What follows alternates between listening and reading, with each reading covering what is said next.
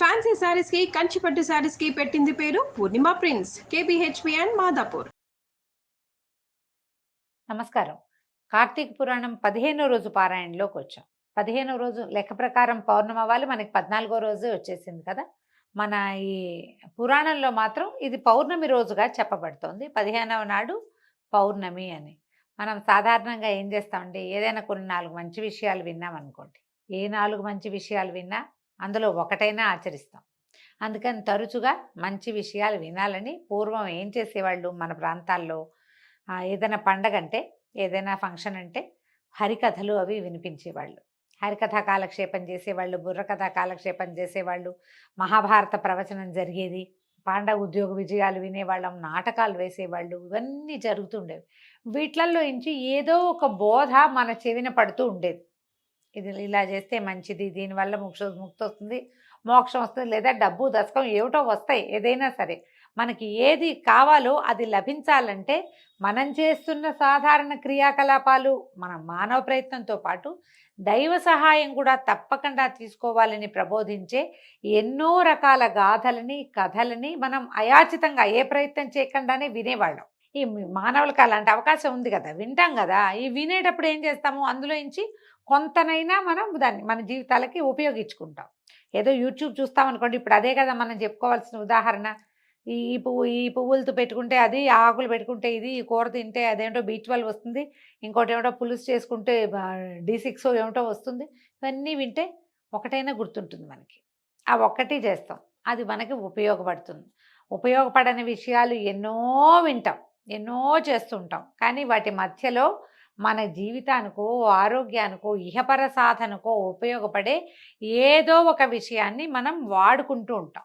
ఈ ఋషులు కూడా అట్లా చేశారు చూడండి. మరునాడు అంటే కార్తీక పౌర్ణమి కావటం వల్ల 15వ నాడు నైమిసారణ్యంలోని మునులందరూ సూతమహాముని ఆధ్వర్యంలో వనభోజనాలు ఏర్పరచుకున్నారట. వనభోజనాలు ఇప్పటిదాకా వనభోజన హడావిడి మనం వినలేదు చూడండి. కార్తీకంలో మొదటి రోజు నుంచి వనభోజనాలు చేయొచ్చు, ఎప్పుడైనా సరే చేసుకోవచ్చు.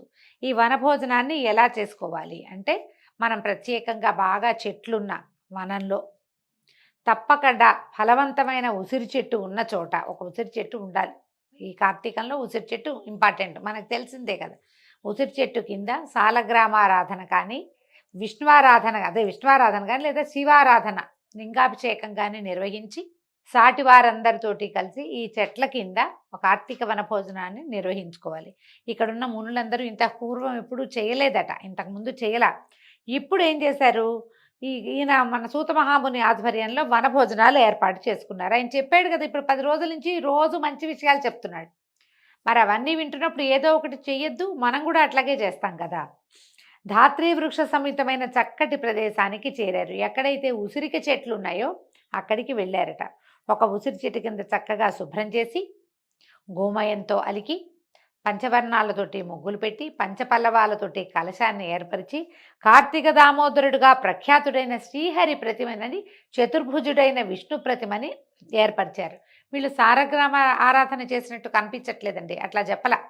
సాలగ్రామ ఆరాధన చేయలే, మట్టితోటి విష్ణువు యొక్క ప్రతిమని తయారు చేసుకున్నారు. ఉసిరికలతోటి హరిని పూజించారు. ధాత్రీఫలం సమర్పయామి అన్నారనమాట. అంటే అన్ని రకాల అర్చనలు ధాత్రీఫలంతో, ఉసిరికాయతోటే చేశారు.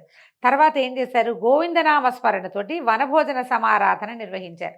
మామూలుగా మనం వనభోజనాలకు వెళ్తామా, అందరూ కబుర్లు చెప్పుకుంటుంటారు, మధ్యలో ఏమిటది రకరకాల ఆడతారు, తంబోలా ఆడ్డాలు, ఇవన్నీ ఆడుకుంటారండి. ఈ మధ్యలో ముఖ్యంగా చేయవలసింది వనభోజనాల్లో దామోదర ప్రీతి కోసం గోవిందనామస్మరణ. చక్కగా ఎవరైనా దేవుడికి సంబంధించిన పాటలు పాడడము, పద్యాలు పాడడము, శ్లోకాలు పాడడము, భోజనకాలే గోవిందనామస్మరణ, గోవింద గోవింద అనటం, అలాంటిదైనా చేయాలి.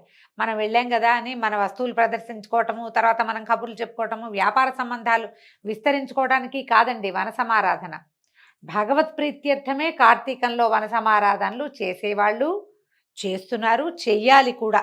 అందరూ కలిసి చాలామంది మనకు పేపర్లలో కూడా కనిపిస్తుంటాయి, వైశ్యుల కార్తీక సమారాధన ఇలాంటివి పెడతారు. ఆ సమారాధనలు చేసినప్పుడు భగవన్నామస్మరణతోటి సమారాధనని పూర్తి చేసుకోవాలి. వీళ్ళందరూ ఏం చేశారు, నా గోవిందనామస్మరణతోటి వనభోజన సమారాధన నిర్వహించారు. అందరూ చక్కగా భోజనాలు చేశారు. చేసిన తర్వాత సాయంకాలం తదనంతర విధులన్నింటినీ నిర్వహించుకుని సాయంకాలము సంధ్యావందనాలు పూర్తి చేసుకున్న వాళ్ళే తులసి బృందావనాన్ని ఏర్పరచుకున్నారు. ఉదయమేమో వీళ్ళు మునులందరూ కలిసి కార్తీక సమారాధన నిర్వహించారు. ఈ సమారాధన చేసుకునేటప్పుడు సమారాధన అంటే మనమే కాకుండా తమని ఆశ్రయించుకున్నటువంటి పశుపక్ష్యాదులకి, తర్వాత వనచరులు బోళ్ళంతమంది వీళ్ళకి సప్లై చేస్తారు అవి ఇవి బియ్యము అవి తెచ్చిపెట్టేందుకు వనచరులు వస్తారు. నాయన రేపు సమారాధన మీరు కూడా ఇక్కడే వచ్చి భోజనం చేయండి అని వాళ్ళని కూడా పిలిచి వాళ్ళకు కూడా భోజనం పెట్టారు. సాయంకాలం ఏం చేశారు, తులసి బృందావనాన్ని ఏర్పరచుకున్నారు. ఇప్పుడు ఇక్కడ ఏం చేశారు, ఒక తులసి చెట్టుని ప్రతిష్ఠ చేశారు ప్రత్యేకంగా. బృందావనం అంటే ఎక్కువ తులసి చెట్లు కూడా పెట్టి ఉండొచ్చు బహుశా. చక్కగా అలికి ముగ్గు వేసి లక్ష్మీప్రదంగా అలంకారం చేశారు తులసీదేవిని. అక్కడ పునః మళ్ళీ సాయంకాలం పొద్దున సమారాధన కార్తీక దామోదరుడు వెళ్ళిపోయాడు. ఇప్పుడు మళ్ళీ ఏం చేశారు, పునః విష్ణువుని కార్తీక దామోదర నామధేయుడిగా ప్రతిష్ఠ చేశారు. చేసి ప్రాణప్రతిష్ఠ చేసి తులసీధాత్రి సమేత కార్తీక దామోదరాయ నమః. తులసి ధాత్రి అంటే ఉసిరి చెట్టు అండి. వీళ్ళిద్దరితోటి కలిసి ఉన్నటువంటి కార్తీక దామోదరుడికి నమస్కారాలు చేస్తున్నామని షోడశోపచారాలు నిర్వహించి స్వామికి నమస్కరించి దీపారాధనలు చేశారు. కార్తీక మాసం ఈ పౌర్ణమి నాడు విశేషంగా చేయవలసిన విధి ఏంటంటే దీపారాధన. ఎంత దీపాలు పెడితే అంత మంచిది. మనము 365 ఒత్తులు వెలిగించుకోవటం కాకుండా వాకిళ్లలో, పెరళ్లలో, తులసిదా సమీపంలో ఆకాశ దీపంతో సహా అన్ని రకాల దీపారాధనలు పౌర్ణమి నాడు నిర్వహిస్తే మంచిదట. ఇక ధ్యానము, ఆవాహనము, ఆసనము, అర్ఘ్యము, పాద్యము, ఆచమనము, మధుపర్కము, స్నానము, వస్త్రము, ఆభరణము, గంధము, పుష్పములు, అక్షతలు, ధూపదీప నైవేద్యాదులు, పుష్పహారాలంకరణ, అనేకానేక స్తోత్రనామావళులతోటి నమస్కారాలతోటి షోడశోపచారాలు నిర్వహించి కార్తీక దామోదరుని, తులసీధాత్రి సమేత కార్తీక దామోదరుని పరిపరి విధాలుగా పూజించారు. అక్కడి నుంచి ఏం చేశారు, ఇంతకుముందు మనం దీపస్తంభం చెప్పుకున్నాం, ఇక్కడేమో దీపాలు పెట్టారని చెప్పామా. ఈ దీపస్తంభానికి ఏం చేశారట, చిలవలు పలవలు లేకుండా ఉన్నటువంటి ఒక మొద్దులాగా, ఒక అంటే లాగ్ కలప, అవి లాగ్స్ అంటాం కదా మనం, ఏమన్నా దుంగ, అలాంటి దుంగలని ఒక కలప స్తంభాన్ని తీసుకొచ్చి దాన్ని నాటారట. నిలబెట్టడం కాదు, కొంచెం భూమిలో తవ్వి దాన్ని నాటారు. నాటి దాని మీద ఏం చేశారు, శాలి, వ్రీహి, ధాన్యము, తిలాదు. శాలి, వ్రీహి ధాన్యాలు, శాలి ధాన్యము, వ్రీహి ధాన్యము ఈ రెండింటిని పోసారు. దాని మీద ఒక మధ్యలో నువ్వులు పోసి, నువ్వుల మీద ఆ పైన ఆవు నేతితో దీపాన్ని వెలిగించి శ్రీహరికి పరమప్రీతితోటి అర్పించారు. దీపస్తంభం ఇప్పుడు మనం ఏం చేయొచ్చు, కార్తీక పౌర్ణమి నాడు వాకిట్లో చక్కగా ఇంత పొడుగాటి దీపారాధన కుందిని వెలిగించి ఆవు నెయ్యి పోసి, నెయ్యి పోసిన తర్వాత ఒత్తులు వేసి, ఎప్పుడునండి మొదట ఒత్తులు వేసి తర్వాత నెయ్యి నూనె పోయకూడదు. నిండుగా సాధ్యం త్రివర్తి సంయుక్తం అన్నారు. మొదట ఆజ్యం నింపి దాంట్లో అప్పుడు ఒత్తులు వేసుకోవాలి. ఈ ఒత్తుల్ని అప్పటికప్పుడు వేస్తే ఒక్కొక్కసారి వెలగవండి, కొరుక్కుపోయినట్టు అయిపోతాయి. దానికి ఏం చేయాలి, అసలు ఈ కార్తీక మాసం అంతా కూడా మనం ఒత్తుల్ని ఏదైనా ఒక డబ్బాలో పెట్టి చక్కగా ఆవు నెయ్యి కొంచెం కరగనిచ్చిపోయటమో లేకపోతే నూనె పోసి ఒత్తుల్ని నానబెడితే చక్కగా నిలబడి కాలుతాయి, ఆహుతి కూడా అవుతాయి, వెలుగుతాయి ముందు వెంటనే. మనం ఏం లేదు, కొసలు మలిపి వేసేసుకోవడమే. నూనెలోంచి తీన నూనె బాగా నిండుగా పోయకూడదు, తడిసేలాగా పోయాలి. ఎక్స్ట్రా ఉన్న నెయ్యి అవి నానిపోయాక ఎక్స్ట్రా ఉన్న నెయ్యినో నూనెనో వంచేసుకుని మన పెద్ద డబ్బాలో పోసేసుకుంటే ఈ నూనెతో లేదా నేతితో తడిసిన ఒత్తులు చక్కగా వెలుగుతాయి. మనం 365 ఒత్తులు వెలిగించేటప్పుడు కూడా ఇదే పద్ధతిని అవలంబిస్తే చక్కగా వెలుగుతుంది. అప్పుడు ఏం చేశారు, ఆవు నెయ్యితోటి దీపాన్ని వెలిగించి శ్రీహరికి సమర్పించారు.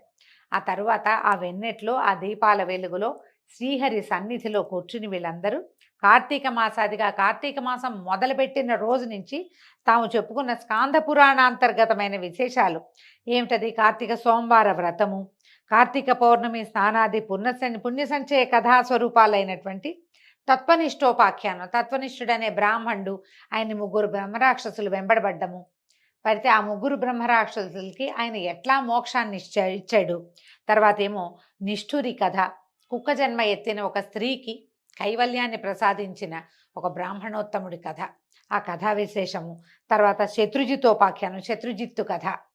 ఆ తర్వాత వనభోజన మహిమ, ఎట్లా అడవుల్లో మన వనభోజనాలు చేస్తే తోటల్లో, దొడ్లల్లో, పెరళ్లలో, చెట్ల కింద భోజనం చేయటం, దాని గురించి దాని గొప్పతనము. తర్వాత దేవదత్తుని కథ, తర్వాత అజామిళోపాఖ్యానం, ఒట్టి నారాయణ నామస్మరణతోటే విష్ణు పార్షదులు వచ్చి అజామిళుణ్ణి తీసుకెళ్లారని చెప్పుకున్నాం. ఆ కథని పదే పదే తలుచుకున్నారు. ఒట్టి నామస్మరణతో భగవంతుడు ఎంత దయామయుడు.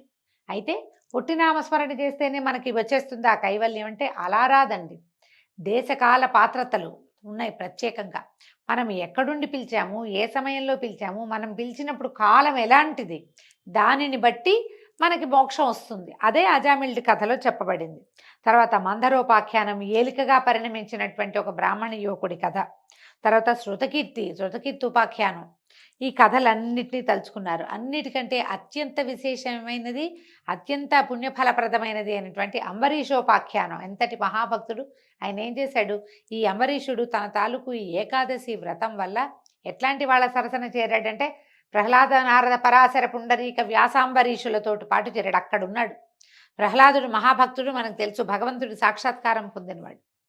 నారదుడు, పరాశరుడు, పుండరీకుడు వాళ్ళ వరసలో చేరిపోయాడు. ఈయన యొక్క ఈ ఏకాదశి వ్రతం వల్ల, అకలంకమైన విష్ణుభక్తి వల్ల ఎట్లా వీళ్ళు భక్తాగ్రేసరులుగా మారతారు అని ఆ కథ అంతా పదే పదే తలుచుకుని మళ్ళా వాటిని ఒకళ్ళకొకళ్ళు చెప్పుకుంటూ మరీ ఆనందించి, మనకు తెలిసిన కథే అయినా మళ్ళీ వింటుంటే భగవత్ కథలు ఇట్లా తాదాత్మ్యాన్ని, సంతోషాన్ని కలిగిస్తాయి.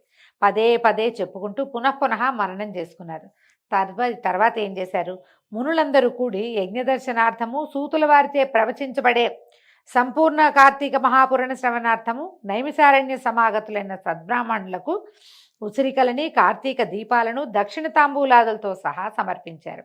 అప్పుడు ఈ నైమిసారణ్యంలోనే ఉన్నటువంటి మునులు, వాళ్ళు ఏంటంటే హోస్ట్లు, వీళ్ళకి గెస్ట్లుగా ఎవరెవరు వచ్చారు, ఇక్కడ పెద్ద యజ్ఞం జరుగుతుంది, యజ్ఞం చూడడానికి దేశాల నుంచి ఏ ఊళ్ళ నుంచో ఎంతోమంది బ్రాహ్మణులు వచ్చారు. తర్వాత వేద పండితులు వచ్చారు, వాళ్ళందరికీ. తర్వాత ఇంకా ఏమిటి, నైన సూతమహాముని వచ్చాడు, ఈయనతో కార్తీక పురాణం చెప్తున్నట్ట విందామని వచ్చిన వాళ్ళు. వీళ్ళందరికీ ఏం చేశారు, ఉసిరికలని, కార్తీక దీపాలని, దక్షిణ తాంబూలాదులను కూడా సమర్పించారు. ఇప్పుడు దీపదానం చాలా అద్భుతమైందని చెప్పాం కదా. వీళ్ళకేం వెండి దీపాలు, బంగారు దీపాలు ఏం అక్కర్లేదండి. పిండితో దీపం చేయటం, దీపాన్ని సమంత్రకంగా తాంబూలంగా ఇవ్వటం. దీపాన్ని ఇచ్చారట, కార్తీక దీపాలతో పాటు ఉసిరికలని తాంబూలంలో పెట్టి ఇస్తే చాలా విశేషం అండి. ఉసిరికాయలు మనం 1 కేజీ కొనుక్కున్నాం, 1/2 కేజీ పక్క వాళ్ళకో వెనక వాళ్ళకో ఇవ్వండి, చాలా మంచిది ఈ సీజన్లో, ఈ కాలంలో కనుక. దక్షిణము తాంబూలాలతో సహా సమర్పించి అందరికీ నమస్కారాలు చేసుకుని పదే ఈ కార్తీక పుణ్యగాథల్ని తలుచుకుంటూ ఉన్నారు. ఆ రాత్రి ఏం చేశారట, కాలాతిక్రమణను కూడా లెక్క చేయకుండా హరినామస్మరణలతోటి, సంకీర్తనలతోటి, నృత్యగానాది ఉపచార సమర్పణలతోటి గడిపి భక్తి పారవస్యంతో తన్మయులై జన్మ సాఫల్య సంతృప్తులయ్యారు. సౌత సౌనకాది మునిప్రవరులంతా కూడా ఆ రోజు రాత్రి, పౌర్ణమి నాటి రాత్రి జాగరణ చేసి తెల్లవార్లు విష్ణునామ సంకీర్తనతోటి, నృత్యగానాదులతోటి, భగవత్ సంకీర్తనలతోటి ఎంతో సంతోషంగా కార్తీక పౌర్ణమి మహాపర్వదినాన్ని విశేషంగా ఈ నైమిసారణ్యంలో ఉన్నటువంటి ఋషులు, మునులు అందరూ జరుపుకున్నారట. దీంతో 15వ రోజు పారాయణ పూర్తయిందండి. రేపు ఉదయం మళ్ళీ 16వ రోజు పారాయణలో మళ్ళీ కలుసుకుందాం. నమస్కారం.